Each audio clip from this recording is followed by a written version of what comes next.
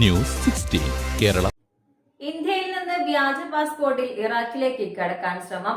ബംഗ്ലാദേശികളെ വിമാനത്താവളത്തിൽ വെച്ച് തന്നെ പിടികൂടി പോലീസ്. ഇന്ത്യയിൽ നിന്ന് ഇറാഖിലേക്ക് കടക്കാൻ ശ്രമിച്ച ബംഗ്ലാദേശികൾ അറസ്റ്റിൽ.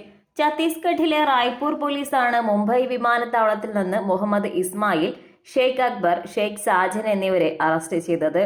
സഹോദരന്മാരായ ഇവർ ബംഗ്ലാദേശിൽ നിന്ന് ഇന്ത്യയിലെത്തിയ ശേഷം വ്യാജ പാസ്പോർട്ടുകളും മറ്റ് രേഖകളും നിർമ്മിച്ചിരുന്നു.